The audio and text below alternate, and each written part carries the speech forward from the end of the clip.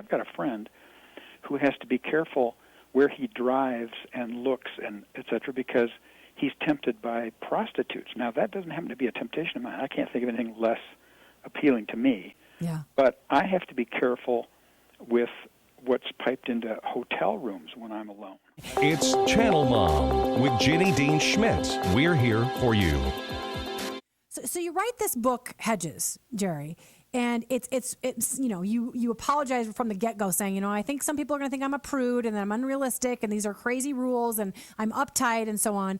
But tell people where you're coming from and having these rules around marriage that you think could save just about every marriage. Yeah, and the thing is, I don't say that my hedges, the hedges I plant to protect myself, my eyes, my hands, my heart, my marriage, yeah.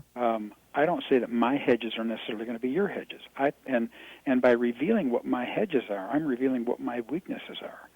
And so I say, look, if this hedge is not something you need, don't plant it, but plant a hedge around where your weakness is. Like I've got a friend who has to be careful where he drives and looks and et cetera because he's tempted by prostitutes. Now, that doesn't happen to be a temptation of mine. I can't think of anything less appealing to me. Yeah. But I have to be careful with what's piped into hotel rooms when I'm alone. I don't want to watch the adult movies, so I block them out. And I don't like to admit that. I'd rather say, hey, I'm a Christian author. That stuff's beneath me. Well, sad to say, I need to plant a hedge there and not do that.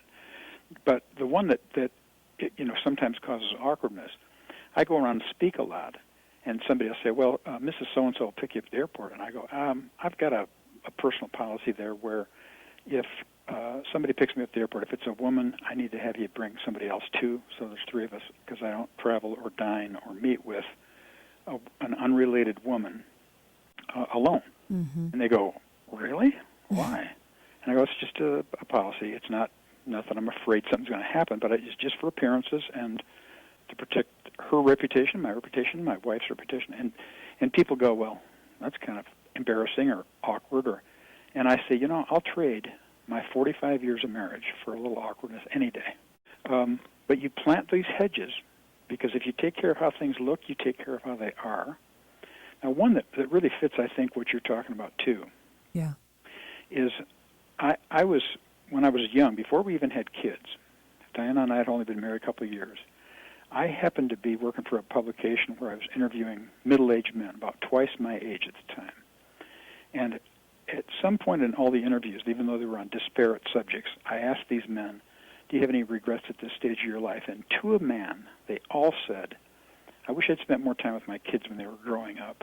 And I remember going home and telling Diana, I said, somebody's trying to tell me something. If I have this same regret when I'm their age, I'm going to be without excuse. And so we set a policy before we even had kids that once kids came along, I wouldn't do any work from the office or any writing from the time I got home from work until the time we put the kids to bed. And some people might say, now, how is that a hedge for your marriage? It protected our marriage because the best thing you can do for your marriage is to love your kids, and the best thing you can do for your kids is to love their mother.